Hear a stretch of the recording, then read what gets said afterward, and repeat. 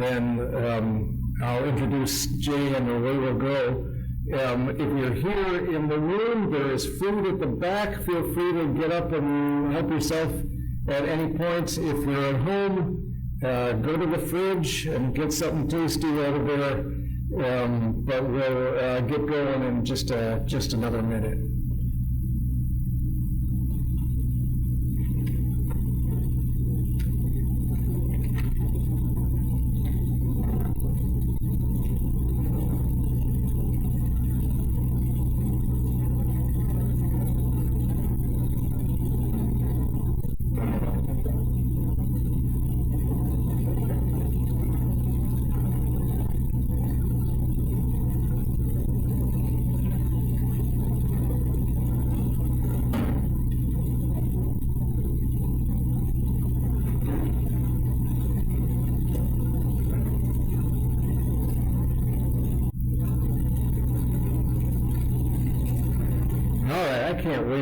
So I'm going to go ahead and introduce Jay and get us started here. I'm Bill Cavanaugh. I'm the director of the Center for World Catholicism and Intercultural Theology here at DePaul, and we have been really happy to partner with the athletics department here at DePaul to bring Jay in. So I want to thank Jill and Kate for facilitating that as well.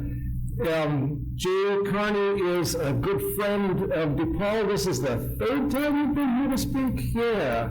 Every 6 years we invite him. 2012, 2018. So it's kind of like the cicadas. Yeah, that's right. But we keep inviting him back because he's a great speaker and an interesting guy and very persuasive guy. He took my son and I for a tour around Creighton, and he was so persuasive that my son ended up going to Creighton as a freshman. But during his freshman year, Jay and his family were living in Uganda, and so Declan transferred to DePaul and was a proud and happy DePaul graduate. But Jay Carney is professor of theology and African history at Creighton University. His first book is called Rwanda Before the Genocide, Oxford University Press, an award-winning book from the African Studies Association, and he's published many other books since then, including one with our series, Studies in World Catholicism, on Catholic leadership in modern Uganda. My students who are here, we just read a chapter of that it's not a chapter from that book, but it's related. It is this, on Monday. But he's also, besides publishing on history and theology of Eastern Africa, also has been teaching a course in theology and sports for many years, and has just co-published or co-authored a book called On the Eighth Day, A Catholic Theology of Sport, which is a really interesting concept. He holds degrees from the University of Arkansas, from Duke Divinity School, and Catholic University of America. He's been a Fulbright scholar, and he's well recognized in the fields of theology, sport, theology, and Africa. And let's put our hands together and welcome Jay Carney.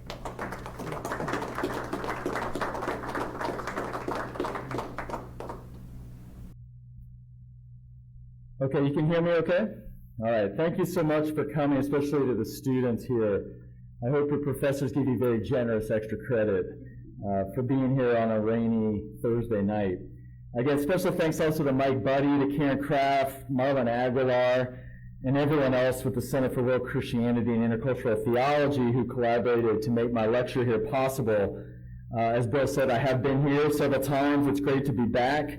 Thank you for the generous welcome. I say, even if you may be still bitter that Creighton has beaten DePaul in men's basketball 20 straight times. I'm sorry. Ouch. Yeah, no. Don't start throwing things. And the lecture ended. So, all right. Here we go. Let's get started. So, The title of my talk, Can Sport Bridge Social Division? Pope Francis' Encounter. So to address this question, I'm going to start with what I call two myths. Let's see if this one works here. Okay, we'll try that. The myth of unity. So, on the positive side, this myth of unity sees sport as uniquely positioned to cross boundaries, bringing disparate groups from enmity to conviviality, often through the forging of unlikely interpersonal friendships. Nearly every sports movie known to Hollywood is traded in this trope. See, for example, the interracial football friendships that emerge near my hometown in Alexandria, Virginia, and Remember the Titans, or the interracial respect forged between Texas Western's white coach and all-black starting five and Glory Road's depiction of the 1966 national championship.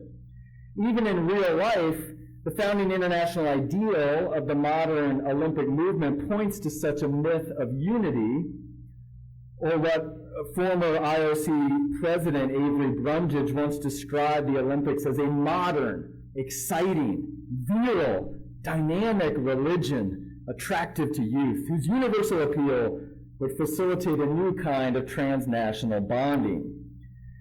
Nelson Mandela's surprising embrace of the all-white South African rugby team Springboks emblem at the 1995 World Cup stands out as a recent symbol of the potential for sport to cross racial and political lines, commemorated by Hollywood, of course, in the Clint Eastwood film Invictus.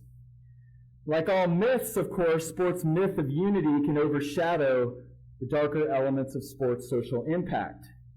In response, critics have developed what I summarize as the myth of conflict. If Hollywood writers trade in the sport unity narrative, academics and journalists love to trade in the myth of conflict. In this regard, Franklin Thor's best-selling book, How Soccer Explains the World, is a tour de force. With the possible exception of his beloved club, Barcelona, Thor's chapters are an unrelenting takedown of sports' exalted claims to build social unity. Readers learn instead about the brutalities of Belgrade's Red Stars football club during the 1990s Balkan Wars, in which, to quote Thor, Red Star fans would become Slobodan Milosevic's shock troops, the most active agents of ethnic cleansing, highly efficient practitioners of genocide. Here, Thor notes how even local newspapers made the explicit connection between war and sport. In Yugoslav papers, and for that matter across most of the world, war had been a metaphor for sport. Teams would battle and attack. They had impenetrable defenses and strikers who fired volleys. It's like George Carlson's old skit about football versus baseball for those of us who can age. Further chapters enable readers to learn how soccer explains the pornography of sex, not sex, but sex, such as Celtic Rangers' Protestant Catholic turf wars in Scotland, anti-Semitism in European football, the corrupt influence of Russian oligarchs, the American culture wars, or my personal favorite, the sentimental hooligan. And one could add that Thor's genius for the turn of phrase also explains the worldwide popularity of his book. This is why journalists sell the most successful books. They're so good at phrasing. Yet even as Thor may dwell on the extremes, and it's a highly readable, and I recommend the book, his view is by no means an isolated one. The sports journalist John Feinstein's recent Raise a Fist, Take a Knee presents a devastating case on the continuing legacy of racism in sports coaching. Simon Cooper and Stefan Schaman's Soccernomics follows a similar trajectory using data analytics, offering one of my favorite chapter titles on implicit bias called Gentlemen Prefer Blondes. And the authors break that down. This is the tendency for English Premier League clubs to hire Norwegian and Swedish managers, even when they're not very talented, because they look the part. So gentlemen prefer blonde. And in his influential screed, Good Game, Christianity and the Culture of Sports, Cheryl Hoffman skewers the violent, hyper-masculine intersection of American football and evangelical Christianity.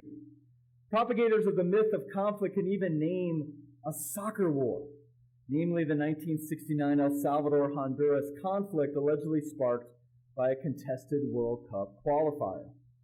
To summarize, if the Olympic Mandela myth of unity sees sport as the balm to all that ails us, the four Feinstein-Hoffman schools see sport as drawing out our darkest, most primal, and most destructive impulses and biases. Like all human realities, of course, sport is an ambivalent moral phenomenon, existing somewhere between heaven and hell. But we will see.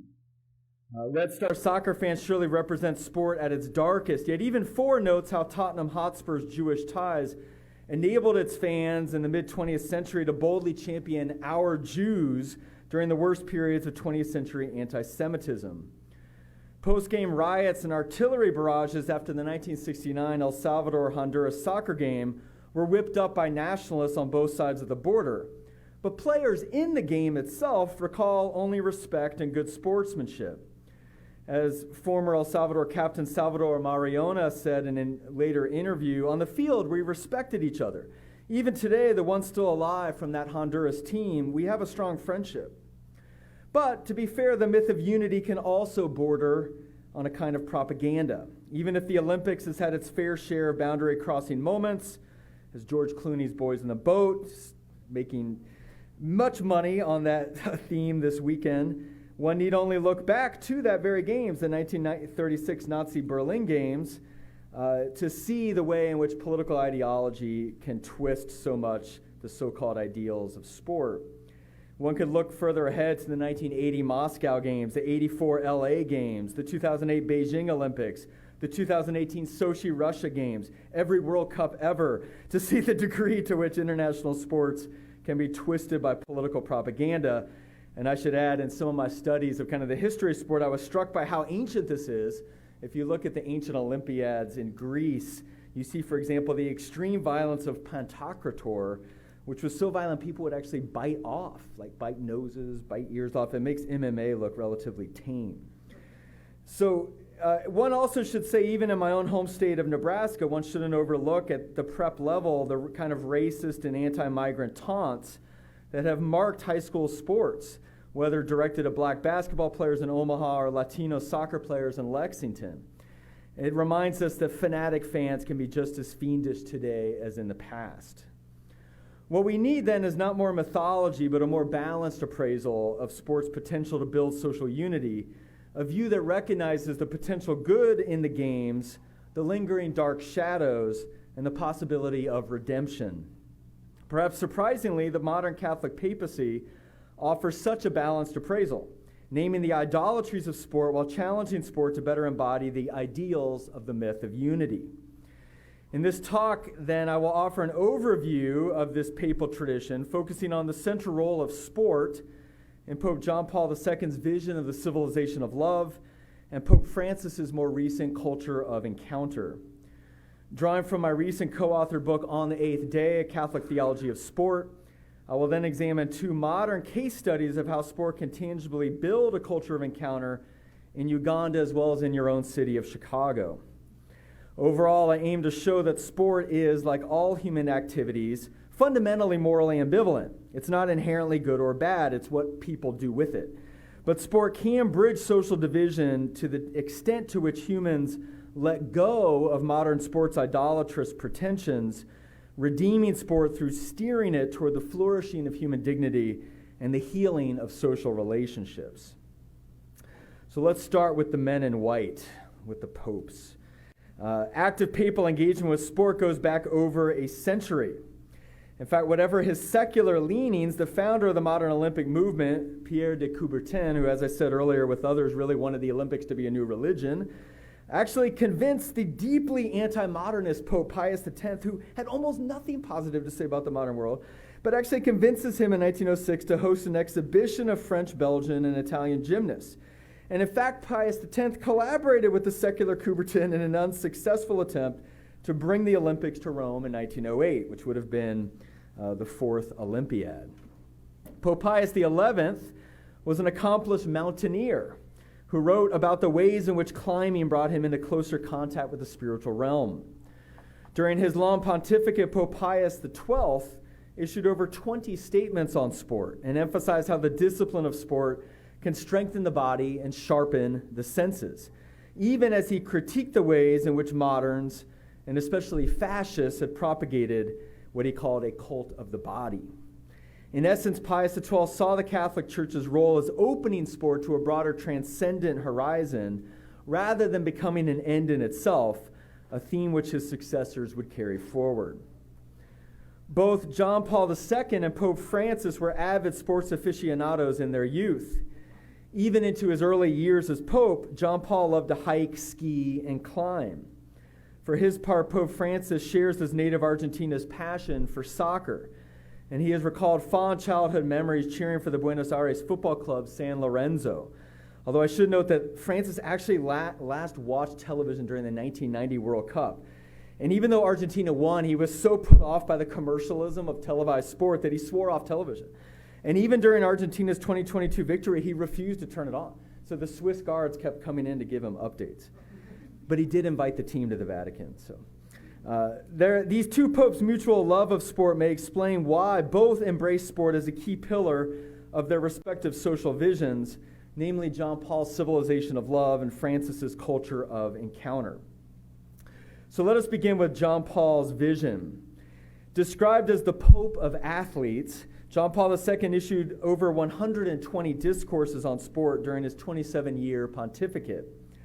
More than his predecessors, he embraced sport's role as what he called a cultural mediator that could bring people together across racial, religious, and political divisions.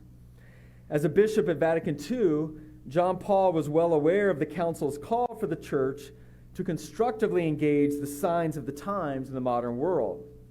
Even more than the Council Fathers, however, John Paul saw sport as one of the crucial signs of the times, uniquely, and I quote him here, capable of interpreting contemporary man's hopes and needs, end quote.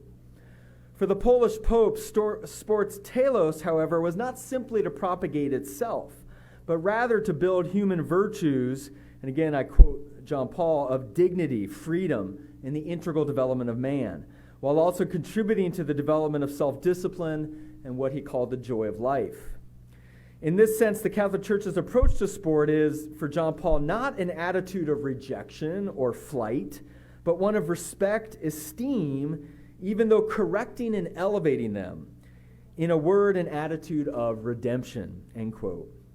This approach of redemption, rather than wholesale celebration or wholesale rejection, acknowledges that sport has great unifying potential, yet is also marked by shadows of commercialism, nationalism, economic inequality, cheating, violence, and discrimination.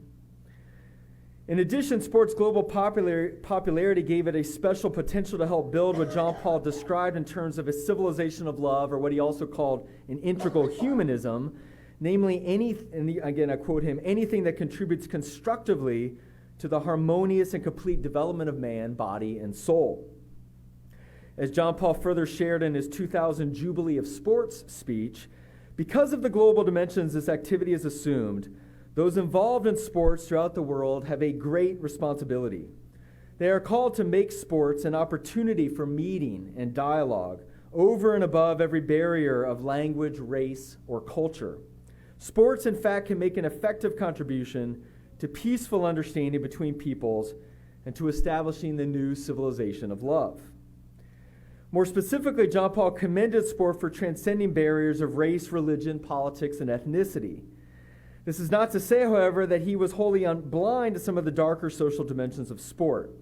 In fact, in one of his final speeches on sport in 2004, John Paul noted that, quote, in our time, organized sport sometimes seems conditioned by the logic of profit, of the spectacular, of doping, exasperated rivalry, and episodes of violence. He was, of course, writing this in the midst of a certain American cyclist's unprecedented dominance of the Tour de France, a Texan known otherwise as Lance Armstrong. So doping would only get worse.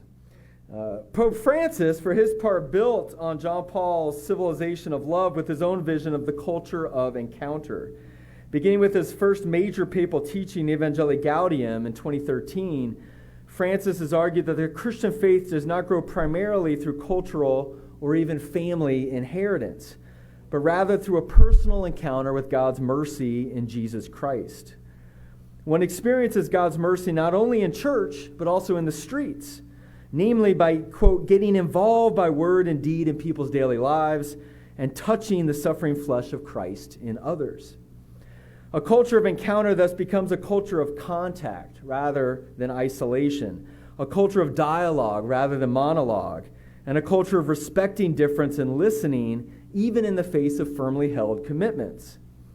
As Francis wrote in his encyclical Fratelli Tutti, or Brothers All, to speak of a culture of encounter means we, as a people, should be passionate about meeting others, seeking points of contact, building bridges, planning a project that includes everyone. Francis holds that sport can play a critical role in fostering this culture of encounter, as well as in the church's overall evangelizing mission. He writes that sport possesses the capacity to unite people together by fostering dialogue and acceptance. For Francis, sports' role is especially important for the furthering of peace building and international harmony, especially through fostering coexistence and the types of personal encounters that can break down ingrained national, religious, and cultural stereotypes.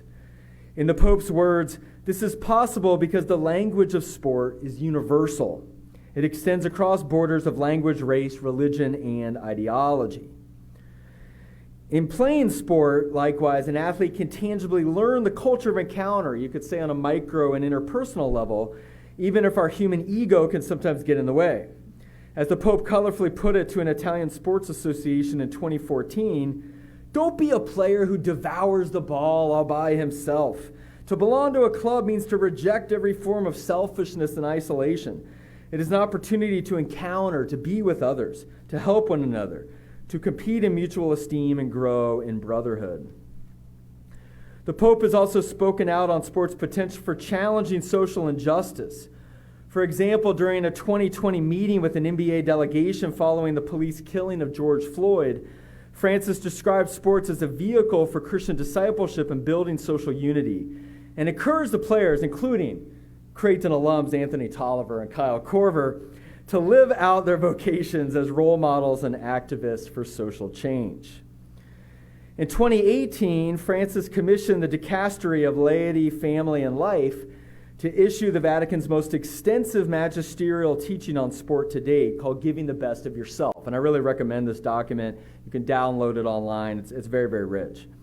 This document reiterates several emerging themes in modern papal teaching on sport, such as sports' contribution to the virtuous life, sports' role in facilitating creative freedom exercised within limits, and sports' potential to, quote, foster friendly relations between people of all classes, countries, and races. Building on Francis's thinking, Giving the Best of Yourself made a direct connection between sports' inclusive spirit and the Catholicity or universality that is one of the four creedal markers of the Church. Countering Frederick IV and others, the Vatican document also argued that the dynamic of sport is the opposite of that of war, which takes place when people believe that cooperation is no longer possible and when there is a lack of agreement on fundamental rules. In sport, the competitor is participating in a rule-governed contest, not against an enemy who must be annihilated. At the same time, Giving the Best of Yourself notes the harmful features of modern sport, including a winning-at-all-costs attitude, an obsession with profit, corruption, nationalism, and the violent and derogatory practices associated with negative spectating. And I should add that the Vatican, coming out of this gathering, also has sponsored an ongoing series called Sport in the Service of Humanity, and I invite all of you to come to Creighton this summer. We're hosting it during our very own Super Bowl, the College World Series in June. But it's really, several of you have been there. It's really a great gathering, trying to sort of, like, what does this spirit mean on American universities and within college athletics? So to summarize this papal tradition, sport has the potential to build solidarity across boundaries of class, race, ethnicity, and poverty. And for Pope John Paul II and Pope Francis, sport can and should be a critical element in the construction of both a civilization of love and a culture of encounter. Nothing is inevitable about this, however, and history, as shown earlier in this lecture, is replete with examples of sport exacerbating ethnic, religious, and political tensions, conflict, and even outright violence. So rather than simply rely on papal platitudes, I think it's important to examine how sport in the real world has tangibly contributed to a culture of encounter and simultaneously address some of the root causes of poverty, inequality, and injustice. So reaching toward this goal, I'll now examine two modern examples of Catholic sports apostolates that offer tangible examples of the culture of encounter in action. So, let's start here in Chicago.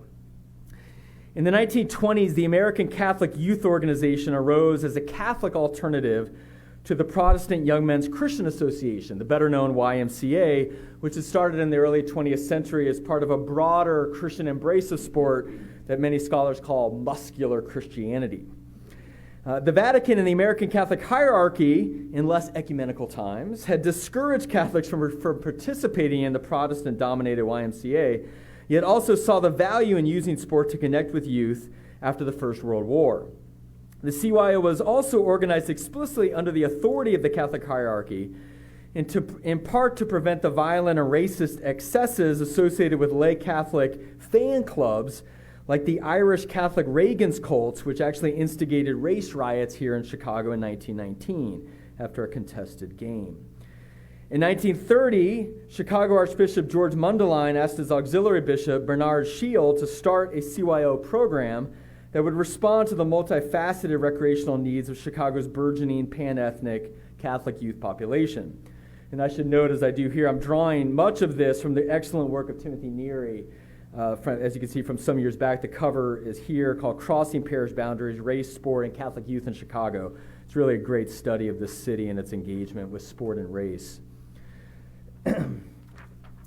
So in Bishop Shield, the Chicago CYO was getting more than just an administrator.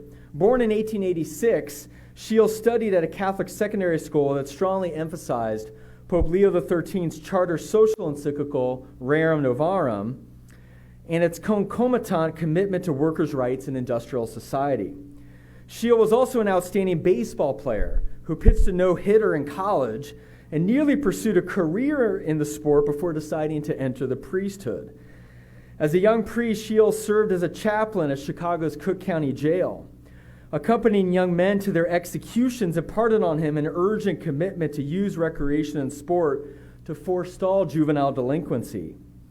And in the spirit of Catholic action, an international movement founded in the 1920s to encourage Catholic laity to engage and transform their social context, Shield also saw his sports apostolate as a way to reinforce democratic and American civic principles without losing a deeply Christian moral and spiritual foundation. The holistic nature of the CYO's mission is exemplified in this 1932 charter, where they write, the Catholic Youth Organization was established to promote among youth a recreational, educational, and religious program that would adequately meet the physical, mental, and spiritual needs of boys and girls without regard to race, creed, or color, while instilling in their minds and hearts a true love for God and country. And here I think I may have, I'm going on too long. The PowerPoint's like, dude, you gotta be done. Come on, wrap it up. All right, here we go. Is this? Okay. Here we go. All right. Okay, I wanted this to come up because I think the images here are really important. This program, as you can see on the right, it began as a downtown boxing program for young men, but the CYO developed a wide array of programs for both boys and girls across the city, including basketball, track and field, baseball, softball, tennis, golf, bowling, and even, importantly, swimming and water polo. The image on the left gives you this, where interracial mixing was highly unusual, almost unheard of across America in the 1930s and 40s, yet the CYO had an interracial swim team. Chicago's success also influenced Catholic dioceses to start similar CYO programs across North America. So the language and the mission, obviously exemplifies one of the most prophetic dimensions of the Chicago CYO, its bedrock commitment to racial integration. In one of the most racially and religiously segregated cities in mid-century America, the Chicago CYO welcomed African American as well as Protestants. CYO's boxing program pitted black and white athletes in competitive yet friendly competitions, and championship bouts drew as many as 20,000 spectators. Black athletes also found significant success in CYO competition. Between 1931 and 1949, 46% of team champions in CYO's most popular sports, namely basketball, boxing, and track and field, were African American or represented historically black parishes. The Chicago CYO's interracial character and commitment to serve all urban youth also went beyond sport and involved the organization in a striking variety of civic programs. And I think this is really distinctive. Reflecting his pragmatic philosophy that the CYO should respond to the social needs of the community, Bishop Shields' CYO grew to encompass summer camps, a juvenile delinquency prevention service, the Shield Guidance Clinic to provide psychological counseling for youth, and even a tuition-free working man's college in downtown Chicago. This latter initiative included the Shields School of Social Studies that integrated Catholic social thought with American principles of democratic self-government. The Shields School initially enrolled a 75% majority of female students, and it employed black faculty who taught courses on labor relations and African American history. Without losing the CYO's primary focus on sport, Bishop Shield managed to integrate critical elements of social analysis and Catholic social teaching into the formation of young people. The collapse of the Chicago CYO in the 1950s is also illustrative. I'd like to just say it went on in glory, but things got really difficult. White families began to flee to the suburbs, and as they did so, the CYO became more black-dominated, leading racist skeptics to mockingly call it the colored youth organization.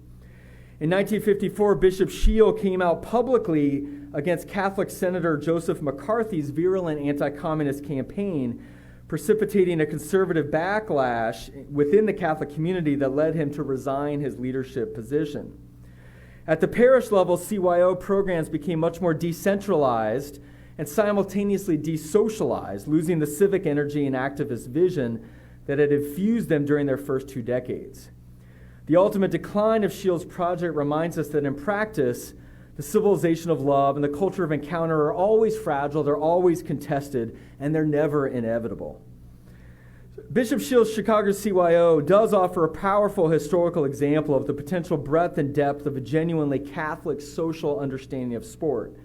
It modeled and tutored people on how to be whole persons, impressing upon them that bodily well-being matters to God. The CYO literally embodied solidarity by putting different colored bodies on the same teams, gyms, and pools to engage in friendly and collaborative competition. In this sense, Shields' CYO exemplified later papal teaching on solidarity and demonstrated how sport could serve as an entree into a much wider social apostolate that engages the root causes of urban poverty and juvenile delinquency, or what Pope Francis has described as sport's mission to, quote, promote human development through an education of the whole person. It also demonstrates the church's potential to facilitate a culture of encounter that, to quote Neary, crosses parish and neighborhood boundaries, the title of his book, and bridges seemingly immutable lines of race, geography, religion, and gender. For another more recent example of this type of boundary-crossing sports apostolate, let us travel halfway around the world to the recent refugee camps of northern Uganda. In the late 2010s, Bidi Bidi Camp in northwestern Uganda was the largest refugee settlement in East Africa. It was even larger at the time than Kakuma in Kenya. The camp hosted over 230,000 residents, most of them fleeing a brutal civil war across the border in South Sudan. At the peak of the refugee influx in 2016, upwards of 2,000 to 3,000 refugees were arriving in Uganda's West Nile region every day. 2/3 of the refugees were under the age of 35. 90% were Christian, and a majority were Roman Catholic. For all of its deprivations, Bidi Bidi was also a center for international development, which could also make it a center of envy among the local community. The 53 NGOs working in the camps included the prominent international Catholic groups Caritas and Catholic Relief Services, known for their work in agricultural development, vocational training, and initiating income-generating activities among refugees. Yet even as these NGOs brought much-needed development opportunities, they were also drawing local teachers away from the home communities to seek better-paying jobs in the schools and the camps. So this also led to deeper tensions between the local community, predominantly Logbara, and those who had come in, Dinka Nuer and others from South Sudan. There were also conflicts over land, over water shortage. And so you really have a cauldron here where you have simmering conflict and the potential for even much worse. So into this volatile mix steps Father Robert Ayiko, a Catholic diocesan priest based at Mary Queen of Heaven Catholic Parish in Yumbe, a 95% Muslim town adjacent to Bidi Bidi Camp. Previously director of Caritas for the Diocese of Arua, Ayiko was known locally as the football priest. A former player and coach, Ayiko briefly managed a top division professional club in Arua town and served as chair of the local district's football association. Ayiko recognized that whatever the religious, political, economic, and ethnic divisions within and around the camp, refugees and local residents both shared a common love of sport. So in 2017, he started a new refugee sports program for both young men and women. By 2019, when I met Father Robert, the camp programs had taken off, with 665 men participating on soccer teams and 380 women playing volleyball and netball, which is a derivative of basketball. Key themes in Catholic social teaching, such as dialogue, peace building, and solidarity, course through the Bidi Bidi Camp Sports program. The motto of the program, hold on, sorry. Let me see if I can, oh, here we go. Let's try that. There we go. The motto of the program, that they may be one, was inspired by the Gospel of John, chapter 17, verse 21. This reinforced Ayiko's vision that, quote, we are all human persons created by the same God, called to foster what he called harmonious coexistence and unity and diversity. Club names reflected this theme, such as girls' volleyball teams with monikers like Peace Club, United Stars, and Hope Club. In a nod to the interreligious context of Uganda's West Nile region, program organizers also cited Surah 49:13 of the Quran, a verse that emphasizes the common humanity of all people. In this spirit, players were asked to lead prayers and share peace messages before games that explicitly focused on applying themes of love, harmony, and unity to healing conflicts within the camps and the local community. To emphasize unity, team jerseys included program mottos such as harmonious coexistence, rather than individual names, which were actually not allowed. Critically, teams were intentionally mixed to include Muslims, Christians, locals, refugees, and members of various ethnic communities. The relationships that developed from what Ayiko called this mixing up, that was, I asked him, like, what's your theology, Father? He'd say, mixing things up. We just mix things up. It's like, okay, it's like that could be a new title. That'll be Elo's next book, Mixing Things Up. So we mix things up by breaking down ethnic and religious stereotypes as players got to know each other by name rather than simply by ethnic affiliation. The effects rippled out as players went home to their families, with youth encouraging their parents and grandparents to be more open to the ethnic and religious others. It's like an example of evangelization from the youth going up to maybe more traditional older generations. In Ayiko's words, when a child goes home and says, this man is good, the parents will take this as the gospel truth. These positive influences also extended into the broader community. In 2019 interviews I conducted, several Christians spoke of significant improvement in Muslim-Christians' relations in Yumbe since the introduction of Ayiko Sports Apostolate. As one Catholic school teacher put it, Muslims used to mistreat the few Christians here, but football is a unifying factor. You can now put on a rosary without receiving abuse. Christians can organize a way of the cross through town in peace. Bidi Bidi sports programs also reinforce interreligious social apostolates in the surrounding communities, such as Muslim, Anglican, and Catholic leaders' joint work to combat gender-based violence, teen pregnancy, and alcohol and drug abuse. In turn, Father Ayiko and other leaders ran a regular Saturday sports program on a local radio station that provided a forum for speaking about the social challenges in the camps. The Bidi Bidi Refugee Sports Apostolate embodies many key dimensions of Pope Francis's culture of encounter. Significantly, Ayiko noted to me how he conceived the program during Francis's 2016 Jubilee Year of Mercy, seeing this apostolate as a way for the church to embody compassion and mercy for refugees who had suffered tremendous trauma and stigmatization. The program also exemplifies the Catholic social theme of solidarity and reinforces the fundamental human dignity of the religious or ethnic other. In turn, the Bidi Bidi Sports Refugee Program exemplifies a key dimension of Catholic social teaching's notion of integral development, the notion that we should work with and not just for the poor. Finally, one sees in a tangible way how sport can serve the culture of encounter's commitment to peace-building, nonviolence, and reconciliation.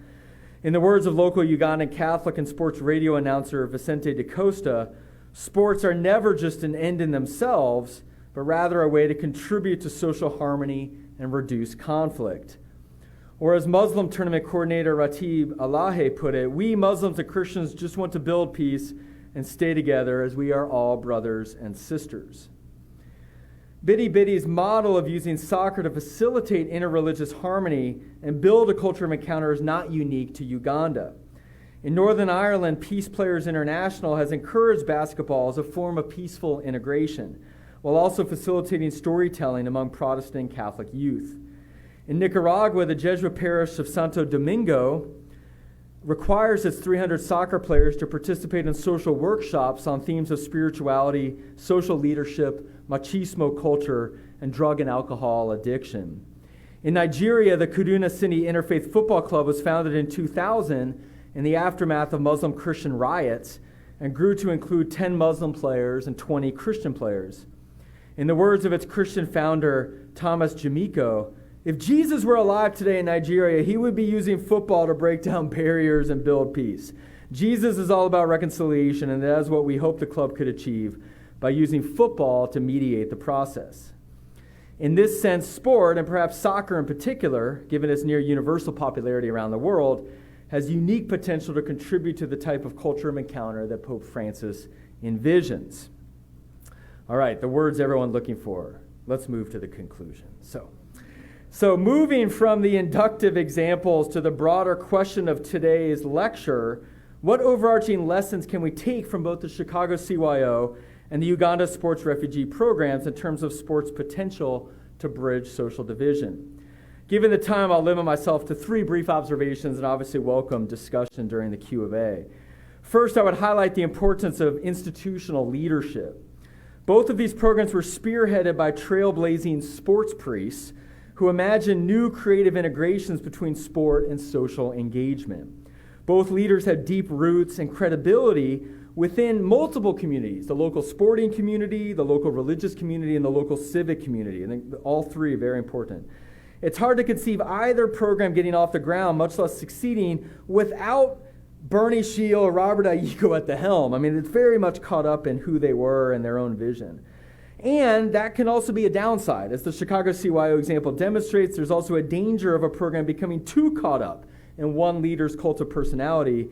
The CYO struggled to survive after Shield's retirement in 1955, partly because he also struggled to decentralize, and he micromanaged a lot, and it never really recaptured its previous synthesis of sport as a Catholic social apostolate. And even in the more recent case of the Bidi Bidi Uganda program, Father Ayiko recently informed me that he had to curtail refugee sports program due to a lack of donor funding. His own personal commitment could only go so far without external financial and institutional support. So these 2 cases remind us that individual leadership matters, especially in sparking a transformative initiative, but sustaining requires institutionalizing leaders' charisma. Second, I would highlight the importance of locality. Theological and social conversations around the culture of encounter and the civilization of love can quickly become abstract and overly universalized, falling into the excesses of what critics like to call a rootless cosmopolitan globalism. In the incarnational spirit of Christianity, both the Chicago CYO and the Uganda Refugee Apostolate show us that these ideas need to take flesh in distinct local settings, led by leaders with deep roots in these environments. And I would add that also reflects the Catholic social principle of subsidiarity, that you should engage at the local level as much as you can in moving social progress forward. So just as God became human, not in everything, but in the scandalously particular Galilean peasant of Jesus of Nazareth, so the culture of encounter will only become real on the ground, adopting a variety of diverse, localized, and enculturated expressions.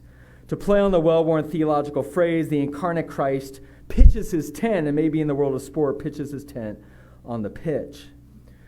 Third, the 2 myths with which I began my talk tonight, the myth of unity and the myth of conflict, are perhaps more linked than we might imagine. Sport, in fact, revolves around conflict. Competition and what the Greeks termed agon, or literally agonistic struggle, help distinguish sport from play. The gift of sport is its ability to channel these conflicts within both illusory and imagined space and within the rules of the game, allowing players to struggle to vanquish their opponent on the field, yet still walk off the field shaking hands and exchanging jerseys, ready to compete again the next week. Sport works to the extent that this illusory imagination is maintained. As the British scholar Robert Ellis has argued, sport is both terribly important and terribly unimportant. And you have to hold on to both of those or things get twisted. If we overly exalt sport to become its own end, losing sight of the deeper ethical and spiritual purposes to which sport should be directed, such as building the culture of encounter, we will all lose. If one looks at the current hyper-commercialized and hyper-professionalized state of youth, high school, and college sports, one could be forgiven for concluding that the popes are a tad too optimistic about sport's potential to build a civilization of love. But in the persons of Bishop Shield and Father Ayiko, or I would note Coach Mwanje, I think he's on this call, Coach Stephen Chigamuzi, who worked with my own sons, we are reminded that the civilization of love will not float down out of the sky, nor will it be an uncontested reality. All of us are called to contribute tangibly to redeeming sport, whether in our families, our churches, our neighborhoods, or our cities. Like the women at the tomb in Mark 16, we too are commissioned to go back to our own Galilees, for there you will see him. So let us close then with the words of Pope Francis in the run-up to the Rio Olympics, which remind us that the hopes of a culture of encounter are both a practice and a prayer. And of course, we all know what he's reading now, too. My colleague, Matt Hoven, who co-authored this book, had a wonderful opportunity to meet Pope Francis last year. But let's close with his own words, and then I look forward to, again, taking questions and engaging in discussion. So let's see if we can get this to work. This was only about a minute, so.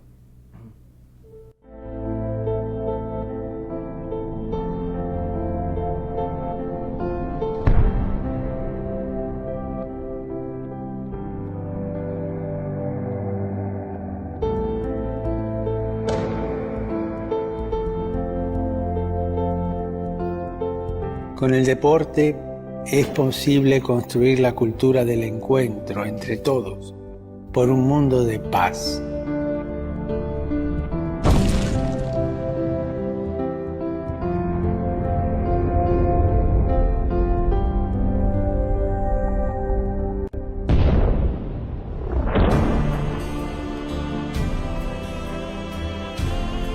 Sueño con el deporte como la práctica de la dignidad humana convertida en un vehículo de fraternidad.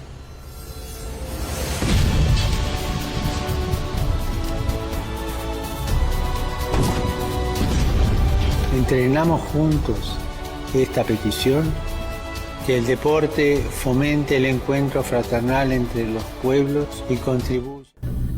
Well, thanks, Jake. So we have some time to have a discussion with Jake. So if you have any questions or comments, if you would please approach the microphone so that everybody who's listening on the live stream can hear as well.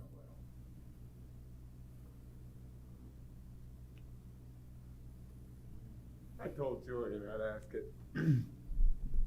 If God had a favorite sport, what would you say it is? If God had a favorite sport?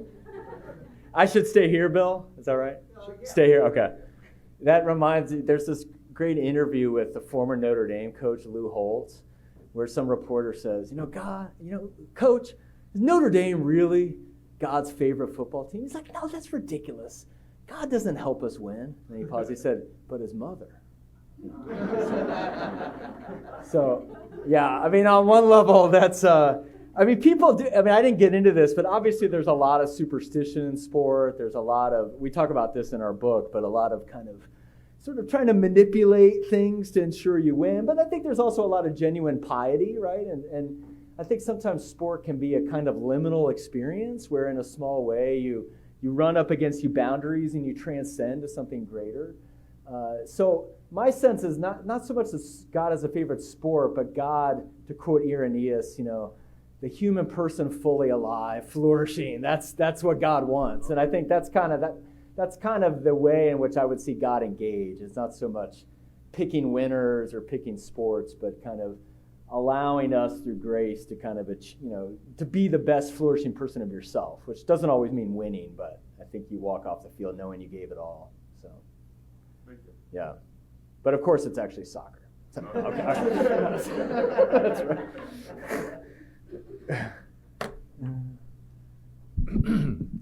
Thank you, Jay, for your presentation this evening.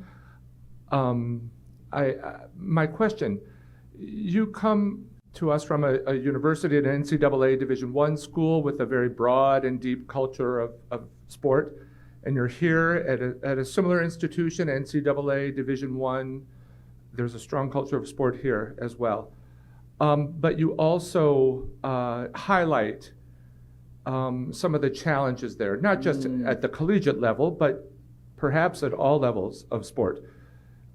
Not to focus on the negative, but I think you did sort of touch on something that is probably fairly well known, that sport can also have within it a dynamic of greed or of selfishness or of corruption.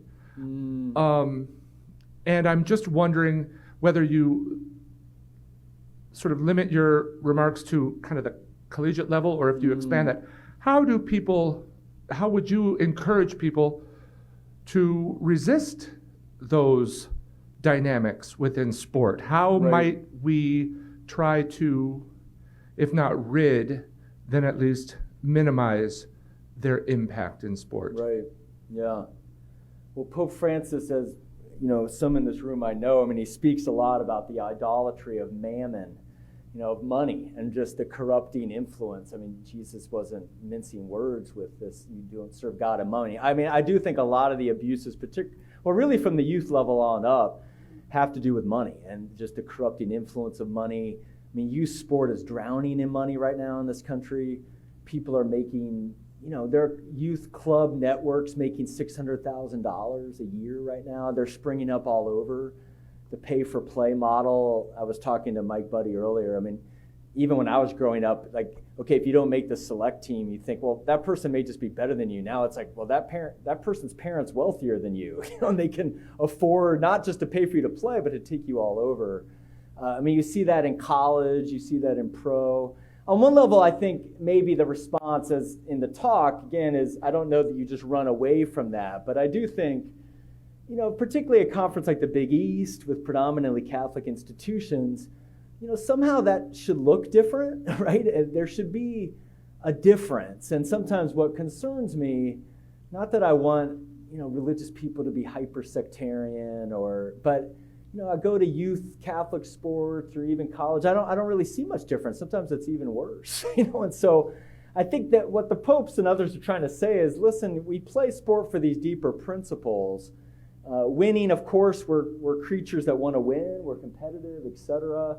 People want to flourish. The money is a real issue, but can you keep kind of relativizing that and remember what it's all about? And I do think that happens, and I think, even at a place like Creighton, I think there's a lot of good things happening in the sports world there, but I think it's, like I said earlier, it's always contested, and I think one of the dangers of the kind of culture we're in now is almost this uncritical celebration.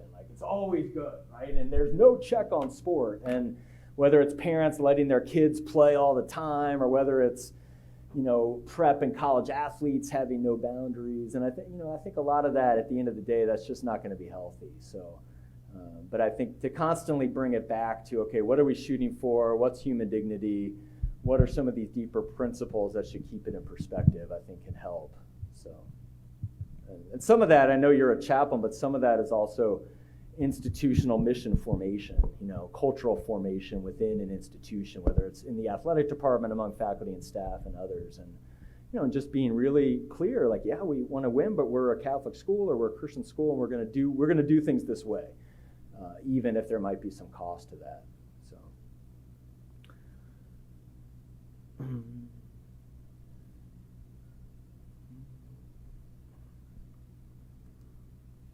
Did you play soccer in your time in Uganda? I did, yeah. In fact, some of these guys I met because I went out to play. And so, of course, I'm kind of old. And so it was also good exercise in Christian humility, and you're just getting like run up and down. These guys are like in their 20s, I'm in my early 40s, and they'd bring me in the last like cleanup minutes, like come on in, professor, But yeah, I love soccer. I played it growing up. I still try to play when I can. And I'm always struck even with soccer, even in Omaha, it's so international. I mean, you just meet people from all over. So I really do think it brings, people together. But yeah, I've coached a little bit, but, as I was saying to some of these folks earlier, I don't come at this as, I was some all-American college athlete and then I worked it out. But, but I definitely come as a fan and as somebody who enjoys athletics. Jay, that kind of segues in a bit to a couple of comments we've got on Facebook. Okay, thank you. From your friend back in Uganda, Stephen. Yes, okay. Watching at whatever time it is there now. Yeah, about 5 in the morning. His mom is with him. Yeah. But he says that Professor Carney stated that soccer has united many people in Uganda and Africa. And he notes, actually in 2012, soccer stopped a breakout of war in the Ivory Coast after Ivory Coast won the African Cup. Wow. And he also just adds, he said, I'm really grateful to hear my name mentioned here and really appreciate your support and help, Professor. If it wasn't soccer, I wouldn't have known you, but I guess sports is the great pillar in this world. Yeah, thank you. Thank you, Stephen. Yeah. And greetings to Madame Proscovia. So, yeah, thank you. Yeah, other questions or comments, and feel free to throw some grenades at me. So I might be being too, well, here comes Professor Kavanaugh. He'll be tough. So I'm just wondering if you could say some more about prayer in sports. We hear so much, there's the players kind of thanking God for the win. There was last week, it was Patrick Mahomes who said after the game, God put all kinds of obstacles in our way this year, but we've kind of overcome them to get to this point. And I thought, wow, that was the first time I've heard him. God hates Buffalo. Instead of thanking God, talking about we won despite God, trying to make us God really hates not win. But I was talking about, a friend of mine was talking about how on the bus in his high school football team, they would say a decade of the rosary.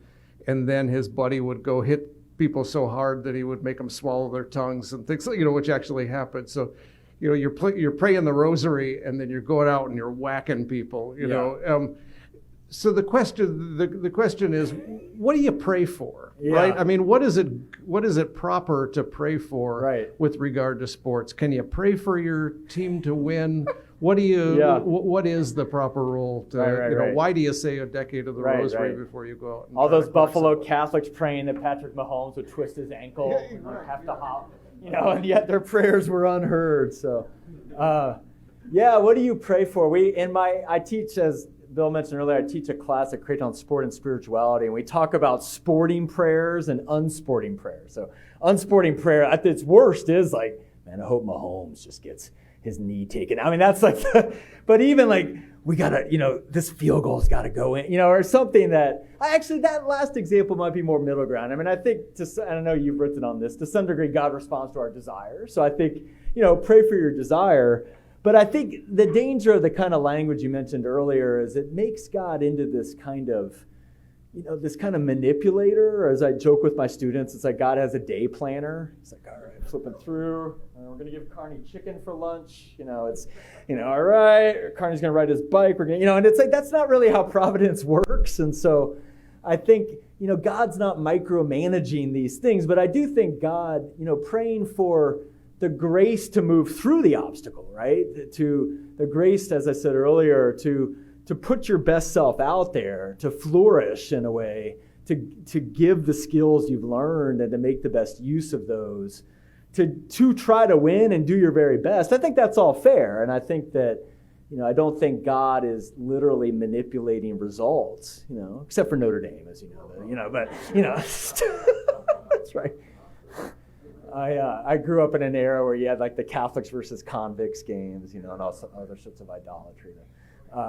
But Yeah. So I'd say, and what I would say in respect to that, I do think a lot of, as I said earlier, I think sometimes athletes it's a small, in our book we write about how sport has what we call kind of mini deaths. It's like not real death, but the depth of loss, whether it's losing or injury, it can, within this imagined space, it can feel like death. And so I think sometimes athletes really do experience that. And so some of this spiritual language, I think, comes from a good heart. It comes from kind of this, almost this transcendent sense. But when you break it down theologically, it's like, okay, that's that can become pretty problematic quickly. And I would sort of dial it back a little bit from that. So in any case, yeah.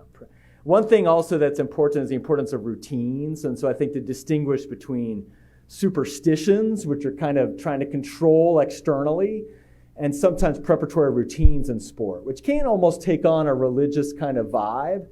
I mean, if you saw, what's his name, J.J. McCarthy, Michigan's quarterback, never has Eastern meditation been so popular. J.J. McCarthy would squat and meditate before the game, but I think there's something to that. I think for him, it's probably some blending of a routine and a religious practice, and I think that can be a healthy prayer, kind of putting yourself in a place where you can really be centered and then do your best. So.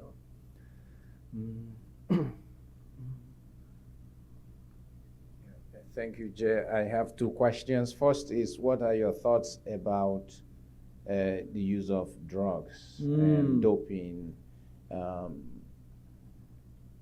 win? Right. If it enhances performance. Yes.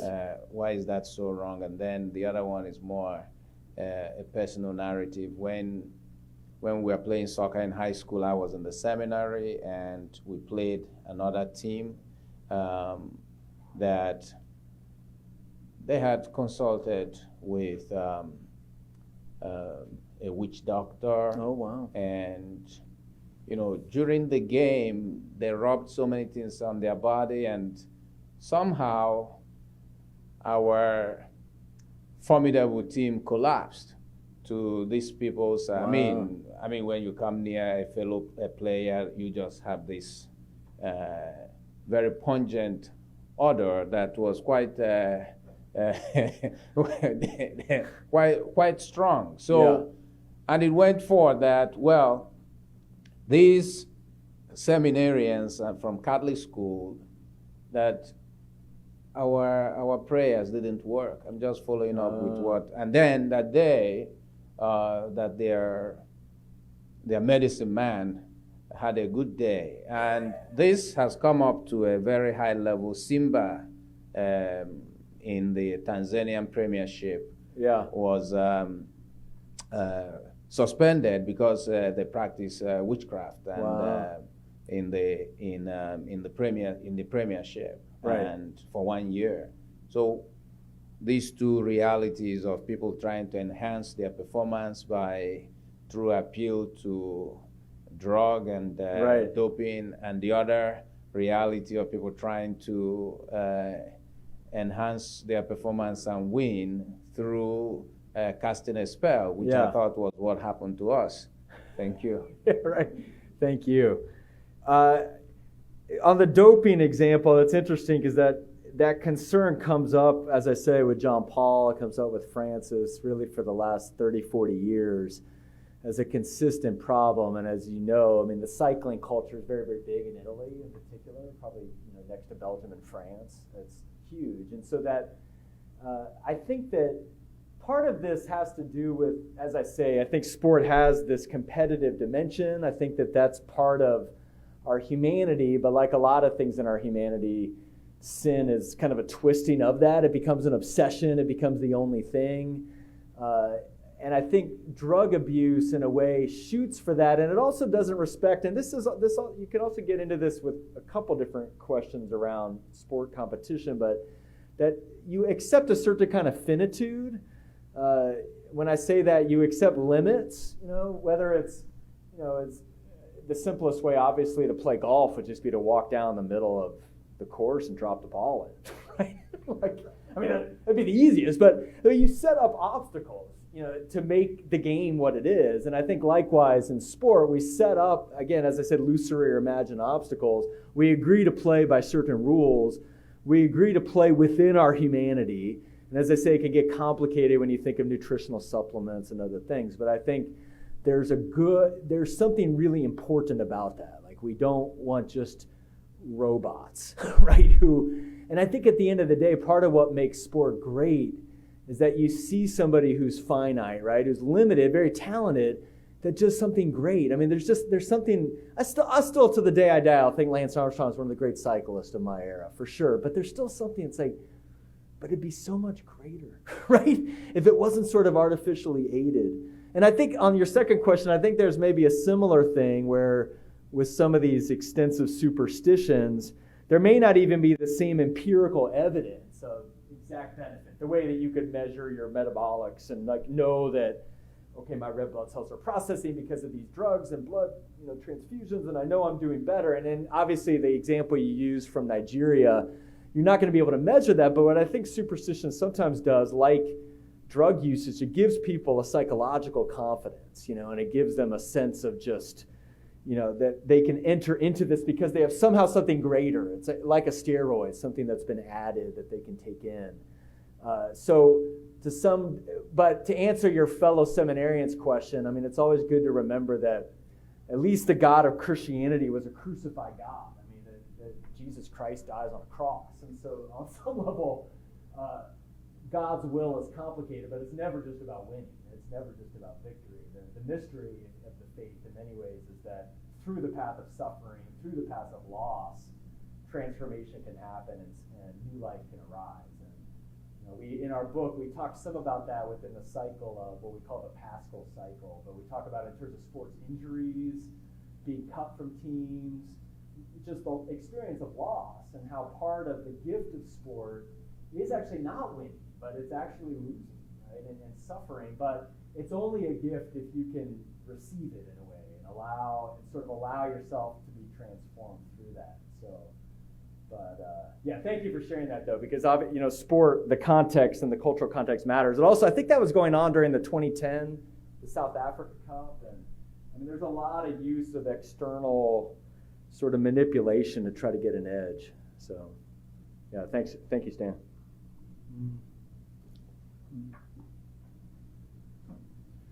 Thanks for your talk, Jay. I want you to help me think through something. I have some friends and members of my family who might be considered conscientious objectors to the enthusiasm of sport. Yeah.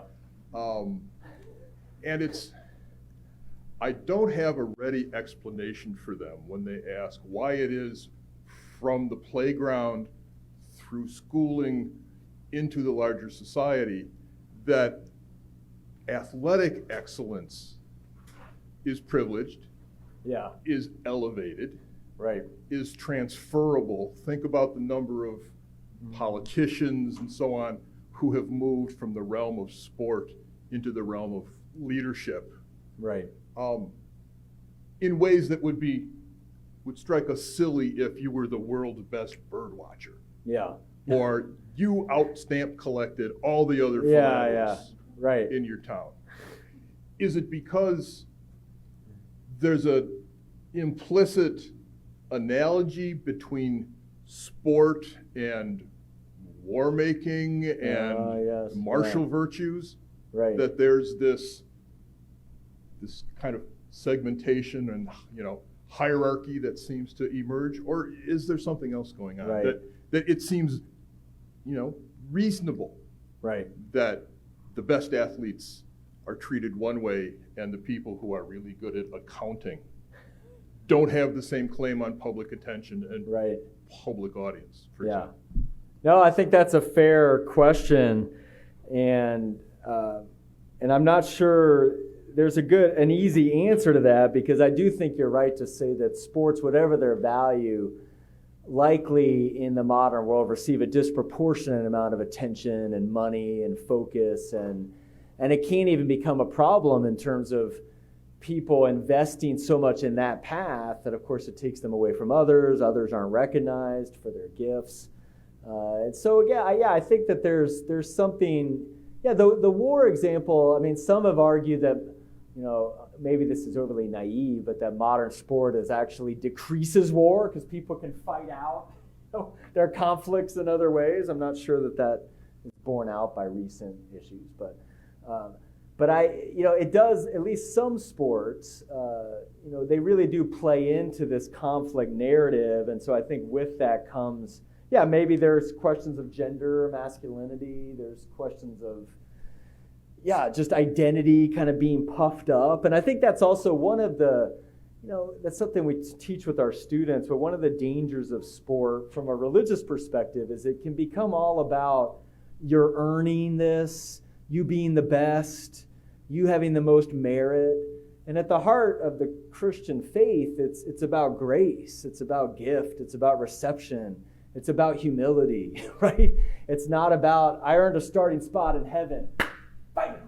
Come on, And so I do think, again, it's like these things, it's not all bad, but we have to be careful not to just map it completely on. And, we talked earlier today about even the way in which the kind of militarization of sport too. I mean, even within nation states and there's the kind of amalgamation of military culture and sports culture, which I think also can potentially have some problematic overlap. So, but I'd say your family members we respect their right to opt out, and frankly, sports people probably need them to keep them from just getting completely out of whack. So. Thank you, Jay, for all of your insights and your incredible presentation. Yesterday, nationwide in the States, we celebrated girls and women in sports. That it was a National Day of Celebration. So you alluded to gender here. I'm just wondering your thoughts on bridging the gap. It is kind of, the women are on the rise in sports, but I want to know your thoughts about how to continue to bridge that gap and what you would say would be a way to continue on this really good rhythm that we're seeing in women's sports and girls having opportunity to access to participate. Yeah, thank you. No, I know. I mean, I was thinking, even the leaders I profiled were men. Obviously, the popes are men, right? I mean, it was interesting that both of those priests even were involving women, in these apostolates, and even in a place like Uganda, that's not been super common until recently. But I think you're right. At the leadership level, there's still a lot of room for growth. Even in this country, if you look at the numbers of athletic directors that are women, very, very small. The coaches, I'm always struck by how many, not to say that we talked about Jim Flannery, they're great male coaches of women's teams, but it's like there's this whole taboo about a female coach of a men's team. And then you have all these male coaches of women's teams. It's like, this just seems like a double standard. So to me, the growth, I think you're right, the participation since Title IX is really, really transformed. And one of the examples we talk about in our book is the Immaculata basketball team in the 1970s that won 3 straight women's national championships. This tiny Catholic college in Philadelphia before women's basketball really took off. And so you have stories, examples like that, but I do think at the leadership level that it's still lacking. And people like Val Ackerman and the Big East are important. And I think that I think at the cultural level there's been movement, but I think maybe within the church circles, again, things are happening, but I just think there's a lot more room for growth. And maybe going back to Mike's question, there is sometimes this kind of very, very masculine approach to the nature of sport and even teams, how teams work together, and that maybe needs to be gendered and then broken down, and some that's maybe not as healthy needs to be let go of. So one example, just anecdotal, but to show the progress, because there's so much progress in America, but I took students from Creighton to Rwanda about 1.5 years ago. And so this high school invites my students to play soccer with them. So we get in like some of these young women and my colleague, who's a female professor, and we're all out there. And then they just bring the men on the field. My colleague's like, this is ridiculous. So then later they said, why aren't your young women playing? And this Jesuit guy said something like, well, girls here don't like sport. I'm sure that's the king, and not in our private conversations on the sidelines. And so again, it's just an example that these things are on the way, and America by no means is perfect, but it is, I think, in many ways much, much further along. But even in Uganda, I mean, things have changed. When my wife and I first lived there when we were students, I mean, my wife started the first girls soccer team in this county ever. I mean, like, boys would stand around. This was in the 2000s. They would stand around laughing, and they went on to like win a championship, and then they stopped laughing. And now you see girls teams all over. Like, so there is change, but I think that at the leadership level, that there's still a lot of room for growth. So.